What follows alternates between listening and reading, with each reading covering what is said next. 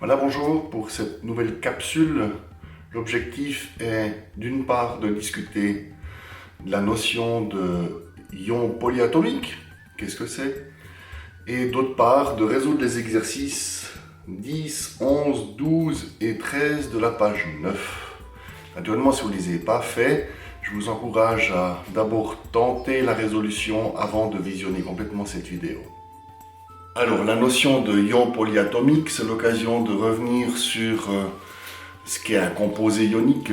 Un composé ionique est donc une espèce chimique formée d'un cation et d'un anion. L'interaction entre ces deux ions, c'est ce qu'on appelle la liaison ionique. On avait vu que c'était une interaction électrostatique générée par une charge positive et une charge négative qui s'attirent mutuellement grâce à une force que l'on appelle la force de Coulomb. Vous avez l'expression mathématique de la force de Coulomb dans les tabelles de chimie si vous voulez vous y référer. Donc, on revient à la notion de base de cette première partie, le composé ionique formé d'un cation et d'un anion. Le composé ionique formé d'un cation et un anion peut être constitué de ions simples ou de ions dits polyatomiques. Les ions simples, ce sont les ions formés d'un atome et qui portent une charge. Exemple, Li+, un atome de lithium qui a une charge positive. Naturellement aussi un anion, O2-, un atome d'oxygène qui porte une charge négative, ou Cl-, ainsi de suite. Donc les ions simples sont des ions constitués d'un seul et unique atome qui va porter une charge. On les retrouve par exemple dans NaCl. Les ions polyatomiques, ce sont en fait des espèces covalentes formées d'atomes non métalliques. Entre ces atomes, on va trouver des liaisons covalentes, mais cet ensemble d'atomes porte une charge. Exemple, l'anion sulfate SO4-2- est formé d'un atome de soufre, de 4 atomes d'oxygène, qui forment une espèce covalente de 5 atomes, de 2 éléments, mais qui portent une charge négative, SO4-2-. En ce sens, ils ne sont pas des molécules, puisque les molécules sont neutres, elles n'ont pas de charge. Donc le but des exercices 10 à 13 est justement de dessiner ces ions polyatomiques qui sont des espèces covalentes, qui contiennent donc des liaisons covalentes, mais portent une charge également. On commence donc avec l'exercice 11 de la page 9. Exercice 11 de la page 9. On nous parle du ion cyanate. Alors, pour trouver ce qu'est le ion cyanate, on se reporte aux tables de chimie, page 5, et on constate que dans la plage réservée au carbone, on trouve le ion cyanate, c'est OCN-. OCN-. Donc, pour dessiner OCN-, on va commencer par reporter les atomes avec leurs électrons de valence. Donc ici, j'ai un oxygène, un carbone, un azote. Si je dessine quelque chose ou si je construis quelque chose avec ces trois atomes, je vais former OCN. Donc il faut que je garde en tête que quelque part, je dois ajouter un électron. On verra où, pour l'instant, je le place ici et je signale, j'ai ajouté ici un électron. On voit que je peux donc reprendre ceci en mettant la charge négative ici. L'oxygène va donc faire une liaison avec le carbone. Le carbone, il lui restera 3 électrons. Il peut faire 3 liaisons avec l'azote qui porte une paire libre. Pour le cas des ions polyatomiques, on va toujours devoir les encadrer et signaler la charge globale à l'extérieur. Pour simplifier la représentation, on peut ne mettre qu'une partie de cette parenthèse angulaire en reportant la charge là où elle se trouve. On passe à l'exercice B, on nous parle de sulfite. Donc à nouveau, on va se référer aux pages 4 et 5 des tabelles de chimie. Cette fois, on va regarder du côté de la plage du soufre. Et sulfite, on voit que l'on nous dit que c'est du SO3-2-. Donc B, SO3-2-. À nouveau, je représente tous les atomes impliqués dans la notation de Lewis. Donc, on a 3 atomes d'oxygène et un atome de soufre. À nouveau, je dois me souvenir que je dois rajouter un électron puisqu'on va dessiner SO3 2 de moins et non pas SO3, donc 2 électrons, pardon. Donc je vais mettre un électron ici en le signalant, un électron ici en le signalant. Je vais reproduire maintenant donc cette espèce covalente en mettant 3 paires libres sur les atomes d'oxygène. Le soufre porte une paire libre. Et maintenant, on constate que si je mets une double liaison entre le soufre et l'oxygène, ce qui serait possible, j'aurai un atome de soufre qui a plus que 8 électrons et on doit respecter la règle de l'octet. Donc on va utiliser maintenant une liaison dite de coordination pour dessiner SO3 2-. Voilà. Je continue avec les autres exemples. CSO4 2- pour sulfate. Je vais un peu plus vite, comme ça vous avez la résolution sans tous les commentaires. Naturellement, s'il y a des questions, n'hésitez pas de me contacter. Je répondrai aussi bien que je peux le faire. Ça, ce serait C. Ensuite, D, formiate. Le formiate, vous le trouvez du côté du carbone.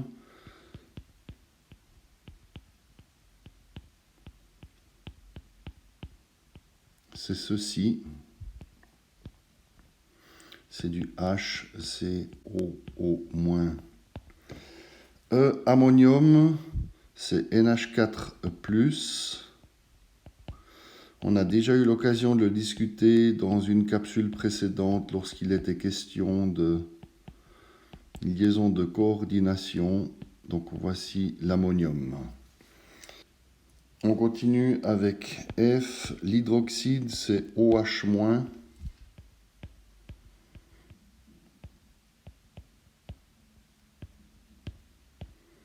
Voilà. G, on a oxalate. L'oxalate, c'est une espèce chimique que vous trouvez aussi dans les tabelles de chimie, à la page 5. C'est ceci.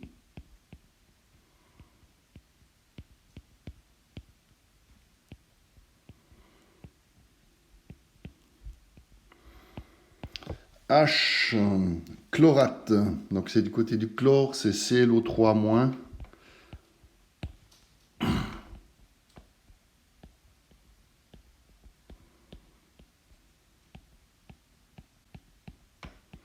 Le chlore va faire ici 3 liaisons dites de coordination. Il utilise chaque fois une paire libre pour faire la liaison dite de coordination. Voilà.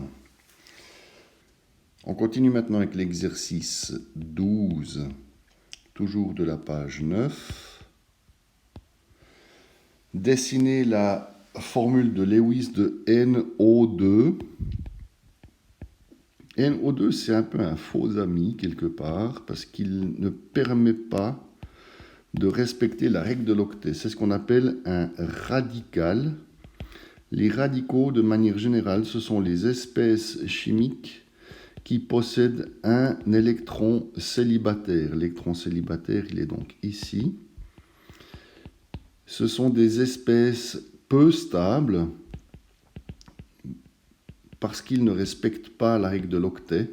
Autrement dit, c'est une espèce chimique qui va réagir pour compléter la couche de valence de l'oxygène jusqu'à 8. Pour la petite histoire, NO2 est un polluant de l'air. Et si c'est un polluant, c'est justement parce qu'il va essayer de réagir pour se stabiliser. Donc ça, c'est NO2.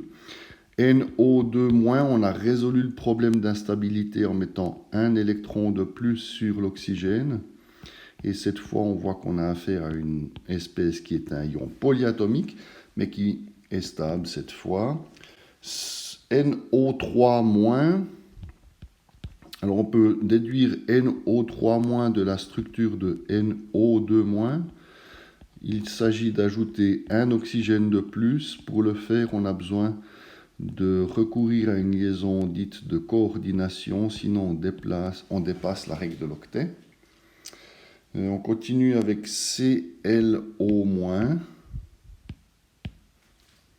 Donc on continue avec ClO-, c'est D, ClO-. Donc le chlore fait une liaison de covalence avec l'oxygène qui a un électron de plus. Ensuite, CH3CO-, c'est ce qu'on appelle le ion acétate, CH3CO-. C'est ceci.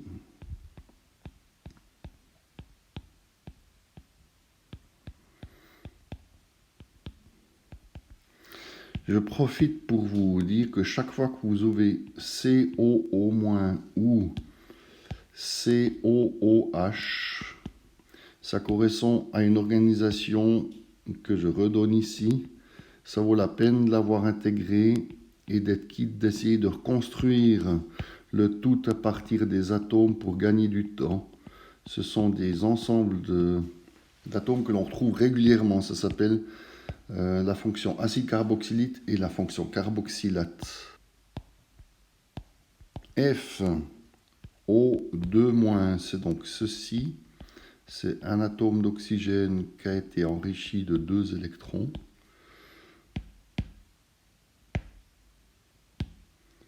GO2-, cette fois, c'est ceci.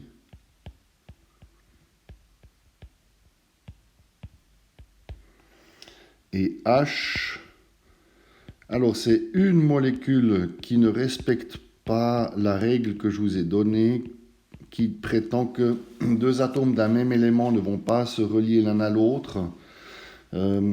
J'ajoute toujours sauf si on ne peut pas faire autrement. Et ici, on ne peut pas faire autrement. On voit que les 2 atomes d'oxygène sont reliés l'un à l'autre.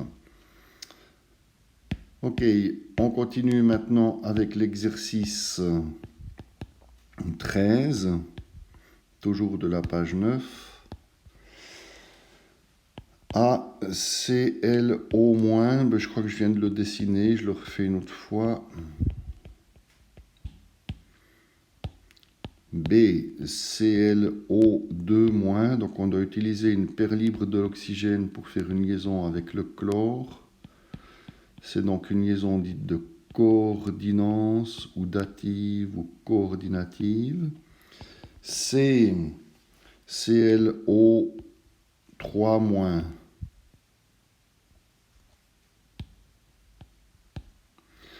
On continue la même démarche, hein. Il reste 2 paires libres au chlore, donc il est encore capable de faire 2 liaisons de coordination. Donc ici on a fait une de plus.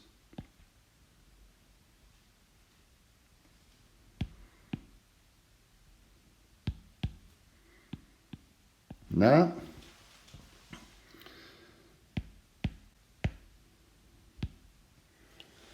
DClO4-, donc le chlore. Cette fois, nous avons 4 oxygènes de part et d'autre.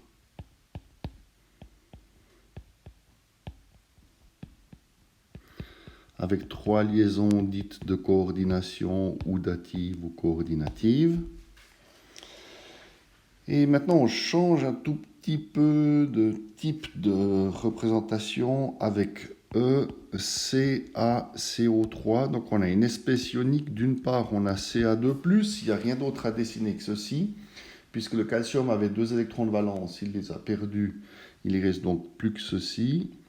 Et le CO3-2-, c'est ça.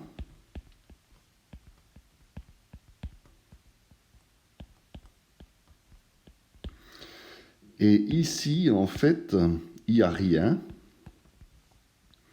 C'est cet espace qui représenterait la liaison dite ionique, l'interaction entre le cation et l'anion, mais on voit qu'on ne peut pas le représenter avec une notation particulière. Finalement, on arrive à F avec KOH, même démarche. K+, c'est le cation. OH-, c'est ceci. Et il n'y a rien d'autre à décider que ceci. Dans l'espace entre le potassium K+, et l'anion OH-, se trouve la liaison dite ionique, mais qu'on ne va pas représenter. NaHSO3, on a de nouveau Na+, le cation, Et ensuite, c'est HSO3-. Donc, on aura ceci.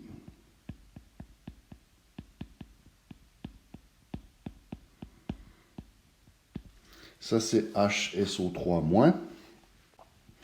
Et pour terminer, NH4 plus NO3-, c'est NH4NO3. C'est intéressant de rappeler que c'est une espèce chimique qui contient un cation qui n'est pas issu d'un métal. C'est un des rares cations qui ne possède pas d'atome métallique malgré le fait que ce soit un cation. Donc on aura NH4 plus et puis NO3-.